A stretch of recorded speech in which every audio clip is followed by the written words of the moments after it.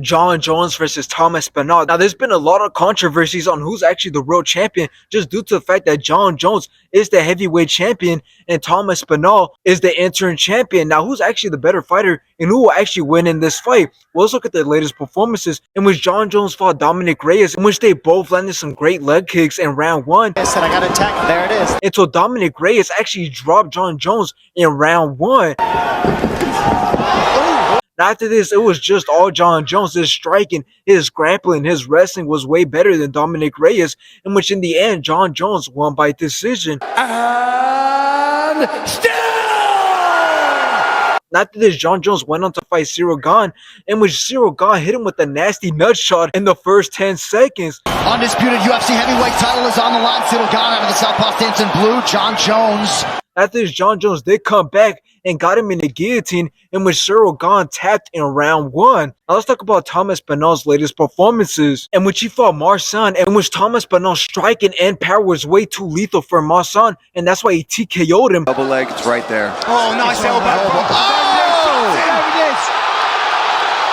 Big shilling.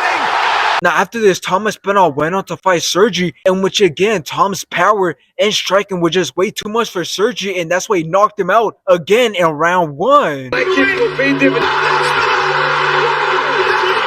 Now, there's a lot of people that believe that Tom Aspinall's next fight should be against John Jones for the title, in which he explained his whole situation on True Jordy's podcast, in which he started off by saying that it makes no sense and it isn't fair that there's two champions in the heavyweight division. For example, he's the interim champion, which means that he's the champion while the champ is unavailable. So he believes that he should fight John Jones to figure out who's the real and true champion, which this makes a lot of sense, because just think about it. That means that John Jones is the champion when he's available, which not only is it not fair to Tom, but it's also not fair to other people in the heavyweight division, because that means they have to wait until John Jones comes back so they could get a shot at the title. But then I do know that a lot of people are going to say that Tom Aspinall should not be talking about fighting John Jones when John Jones comes back, because he's most likely not going to be John Jones' next fight, but instead is going to be Stipe. But again, this is where the unfairness and the no sense comes back into the picture, because for Stipe to deny a fight with Pavlovich and then to deny a fight with Tom Aspinall and still get a shot at the title just makes no sense, and is very frustrating for Tom Aspinall and the fans. Not to mention that Stipe hasn't fought in 2 years, which was against Francis Ngannou in 2021, in which he got knocked out. Back to his feet, eats another uppercut. Nice counter right from Manchis,